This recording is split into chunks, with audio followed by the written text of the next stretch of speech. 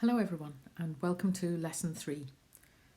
This lesson is called Psychological Rebellion, and I'm going to have a brief recap of the ideas from the previous lesson, and then we're going to talk about automatic reactions, the key ideas as to how we can transform them, the steps to take, and why it benefits us. All of this is in relation, of course, to the development of consciousness, to the development of our essence. And after we've given the talk, if you think of any questions, send them on to me and I'll give you some exercises to try at home as well. So first of all, let's just briefly recap the idea that we gave last lesson, which is that the horizontal path represents the external world. It's the world of the personality. It's life itself. It's the life that we know very well. The internal world is represented by the vertical path, the arrow pointing upwards. And it really relates to who we are within and our level of being. And we said last week that our level of being can be at a particular level and it can stay at a particular level for the whole of our lives. However, if we are in a position to work upon ourselves and to develop our consciousness, it's possible then for us to move up the vertical path. We still, of course, have to live the horizontal path, but we live it in a different manner. Because simply by changing the level of being, we change the nature of the horizontal path that we live in. That is the key idea for the talk tonight. It's the psychological rebellion. It's going against the psychology that we've always known and we've always had along this horizontal path and changing something within us, changing that psychological aspect that we have and moving up the level of being, up the vertical path. When we go up the vertical path and improve our level of being, we come under other influences initiating change. Our school is all about change. If we change nothing, then nothing will change. And during these times, we have an opportunity in regard to self-development because everything has changed externally speaking. It's a time for reflection. And if we reflect that we might see life as a school and we might see events as a psychological gymnasium, then that these things, if you like, are sent to test us, or these things are sent to see how we are, for us to learn about ourselves, then we might be saying that we'll be living life with more of a purpose. The present moment, which we saw at the intersection of those two lines, is a mathematical point. It is found in the here and now. It is found within us. It is found within us, not a second in the past, nor a second in the future. It is found when we learn to combine the will and the perception, and we hold that point there, because then we come to what's called self-remembrance. The self-remembrance state is the remembrance of who we are. It's the remembrance of the conscious part. It's the remembrance of the essence. So why should we change? Here are some key ideas.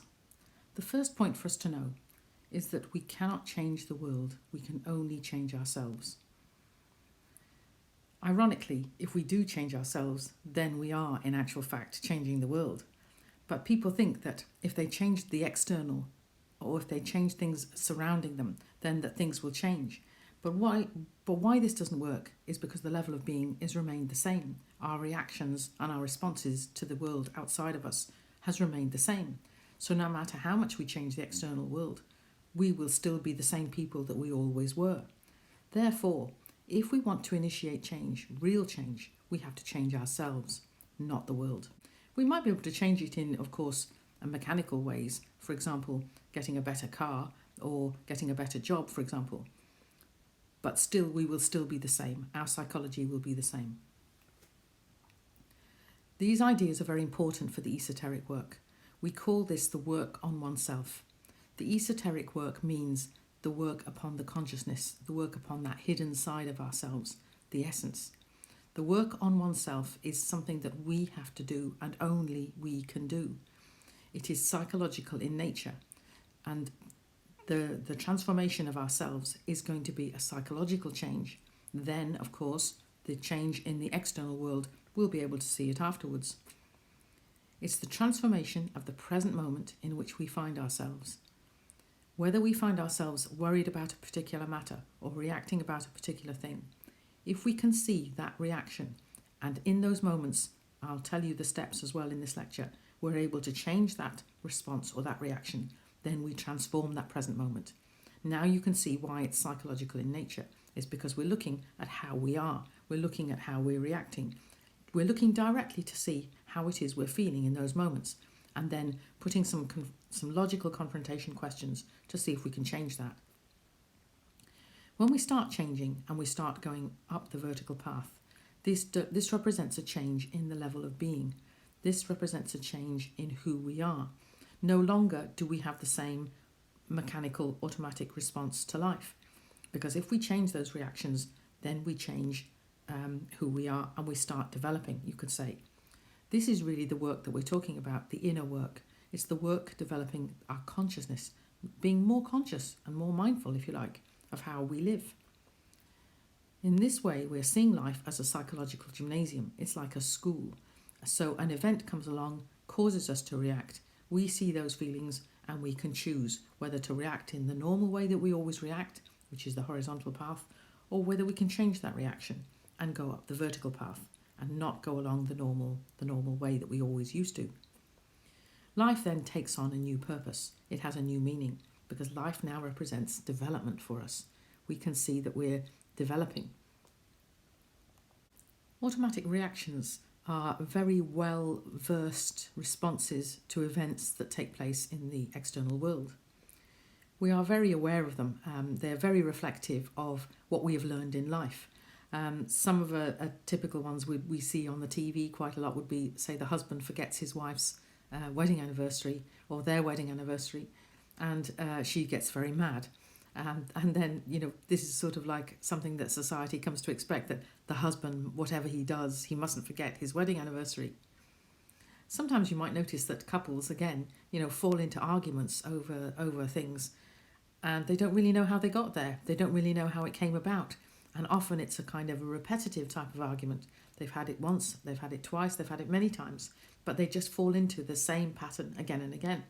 This is a classic automatic reaction. We also have many little annoyances, little things that annoy us about the house or about technology or about something that somebody does, some little habit that they've got. Mostly our automatic reactions are in response to people or events in the external world. Here's some good examples here. For example, here's an automatic reaction. Somebody praises us, we've done a good job, and we feel happy. Somebody tells us off, on the other hand, and gives out to us, and we don't feel happy at all. We feel very sad. The car's broken down. This gentleman here is certainly very sad. Hand on his head, he doesn't know what to do. Here's a good example of jealousy, where here, for example, she's got a small present, but the other girl's got a big present, and then the jealousy there is written all over the face, in opposition to the automatic reaction of happiness that person has felt in getting a good present. Many automatic reactions are related to things of the house, money, finances, etc. And also here, we have getting a letter or bad news. This happens even if we get a text that is somehow brings us down or gives us something that we're not so happy about, or there's something we are happy about. Those automatic reactions take place there. For example, have you ever been late for a meeting and you're worried about rushing and trying to get there on time? There's another automatic reaction. It's an unpleasant one, because when we arrive at the meeting, we find that we're somehow flustered and unprepared for that meeting. But if we'd stayed calm and we hadn't had that automatic reaction, maybe we would be in a better position to cope. Here's another one. The gentleman here has seen that his girlfriend has got a text message that's made her very happy, and he's somehow envious or jealous of what's going on there. He doesn't know what it's all about. So how do these automatic reactions harm our essence? Well, for the first point to make is that it certainly wastes a lot of energy. In the case of worrying, say if we're going to be late for a meeting, we have a lot of waste of energy here. The energy pours out of us when we have a continual reaction, and at the end of it we can feel quite drained. This particular gentleman here, he's certainly having a really bad day, and there's no doubt that the emotions that are going on there are bringing him down. They're making him sink down, even to the point that he's sitting on the floor here, not knowing what to do. So the automatic reactions waste energy. They also strengthen an ego. Here, for example, we might have the ego of anger as a response to this one, and that again will strengthen that ego. In each of these situations, you could say that we are behaving in a mechanical, not a conscious manner. We are perpetuating a cycle of behaviour. We are puppets, victims of what others say to us. Somebody says something good, we're happy. Somebody says something bad, we're sad. Something bad happens to us, we're sad. Somebody gets a better present, we're sad. I get a good present, I'm happy.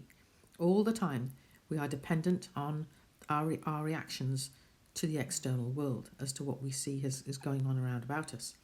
Basically, we're not in control. We're simply puppets, victims of what others say to us. Now, when we were children, this wasn't the case. When we were children, we were more conscious. We acted in a more spontaneous manner. The originality of children is well known. Things that they say and do cause adults to be delighted quite often. And that spontaneous behaviour in children, it does die out as the personality strengthens and as the ego comes in to behave more in a more commonplace manner. And so the mechanical reactions and the automatic reactions become much more commonplace. Now, how will it benefit us if we get rid of these automatic reactions? Immediately, we will feel happier, freer, empowered. This is because we've done a psychological work upon ourselves. We've somehow taken control in those moments. We've been empowered to know that we can change. It's a key benefit in changing our reactions to improving our lives. Who wants, for example, to continuously react in the same way each time? Now, when we look at this from the point of view of the inner development of the essence, clearly the essence is trapped when it's just reacting in a mechanical manner. But when we learn to act in a different manner, this is the psychological rebellion that we're talking about, then the development of the essence can take place. Then we start going up the vertical path. And all manner of different influences will come to us when we start going up that inner path, that vertical path, because we're changing the events around us by changing the events within us. Also, you'll notice a change in perception. And what the perception I'm talking about is this conscious part. And if I just briefly describe here we have the horizontal paths before and the vertical path. So the change in perception, it starts in a very small way at first, and we start to see more and more as we change our mechanical reactions. But then look what happens. The change in perception broadens out. The higher we go, the more bandwidth, if you like, we have in our perception. So more perception breeds more perception. And the benefit of this inner work is going to be clearly visible, not only to ourselves, but those around us. This brings about real change. Certainly, if somebody says something bad to us and we don't feel any anger or we don't react anyway, but in a genuine manner, not because we've just put a plaster on it, but in a genuine way, then you can say that we have changed. Somebody asked me the other day, was it the same as being stoical? I would say it's not the same as being stoical, because being stoical is just another mask. It's just a way of putting a sort of a barrier between us and that reaction. What we're trying to do is genuinely see our reaction and confront it and change it. So what are those steps? Well, first of all, remember that the present moment is a mathematical point found in the here and now. It is found not a second in the past nor a second in the future. And remember, we've been combining the will and perception. Here it is, the present moment. We've been learning to do this in our daily exercises, and the stronger we are able to do this and the more frequently we're able to do this, and for the longer period of time, the more we will be enabled to see our automatic reactions. If we are already caught up in life and we're ahead of ourselves, or even we're in the past of ourselves, we won't really see the automatic reactions. They will be upon us before we even know it.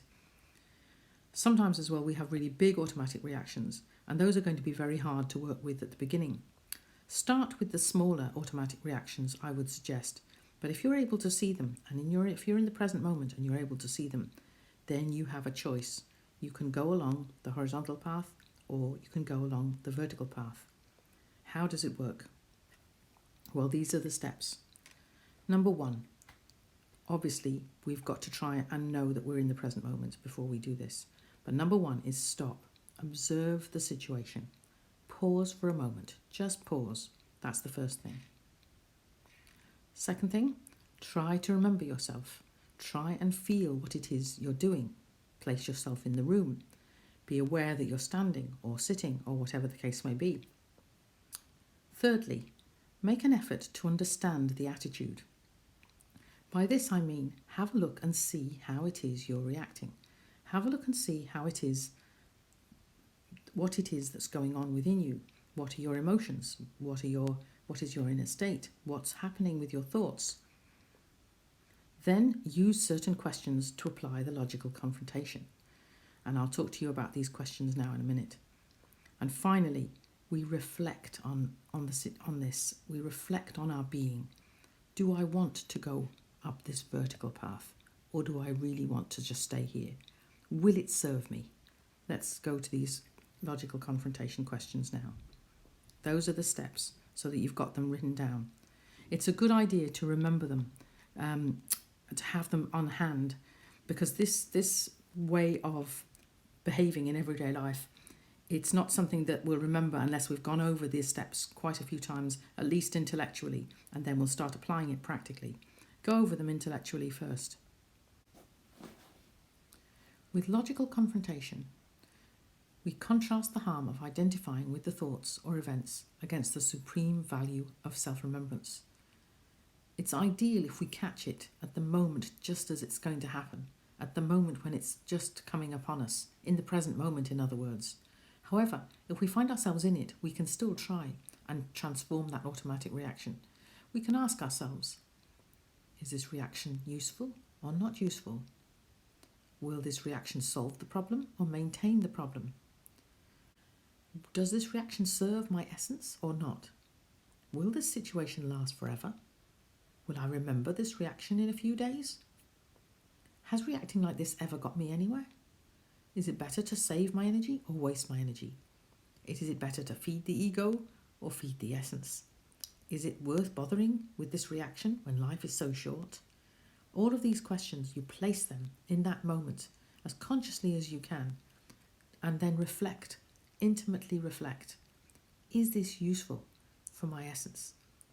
And try and feel the response, that the advantages for the essence are in changing that automatic reaction, going up the vertical path, not carrying on along with the horizontal path. Understand, comprehend that this is a better way of living.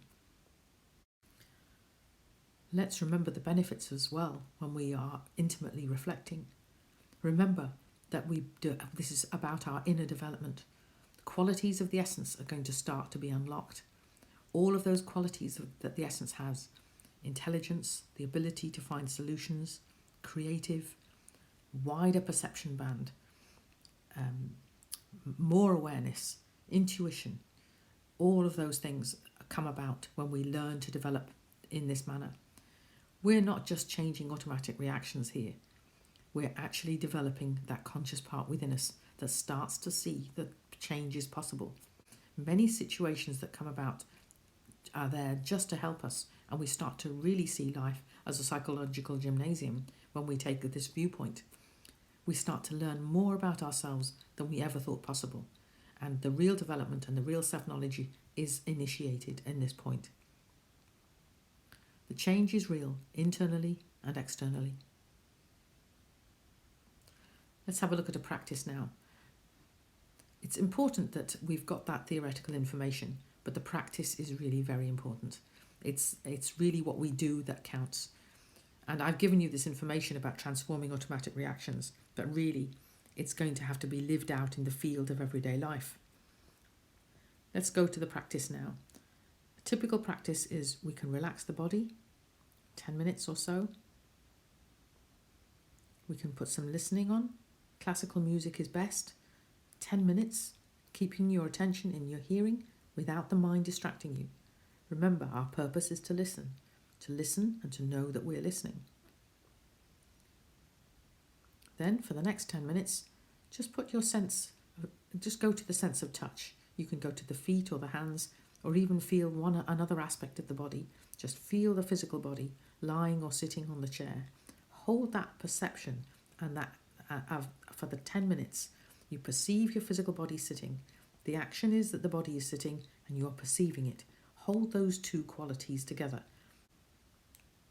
Now, during the week, try to see and transform an automatic reaction using the steps described in this talk. If you find that you're in the middle of it and it's gone too far and it won't really work, then that's, try again in another one. I often find that the best ones that worked for me in the beginning stages were the ones related to small little incidents that happened in the home, little annoyances of things, shoes being left where someone's going to trip over them, or a text that comes in that slightly bothers us, or somebody saying something to tell us off. Anything like that is always very good to follow those steps. Observe the situation. Try to remember ourselves. See the attitude that we have. Apply the logical confrontation. Is this useful to me or not? And then reflect. Reflect on the being. Reflect on the development that we're looking for. Reflect on the comprehension of this situation. If we don't change anything, nothing will change. But if we change, then we are initiating a new world for us. It's very empowering. Okay, I think that's it then for this evening. And again, as usual, if you have any questions or feedback, email us info@htsk.ie. You may have many questions on this. Try out the practice, and if you have any questions, certainly put them in an email and we'll do our best to answer them. Thanks very much.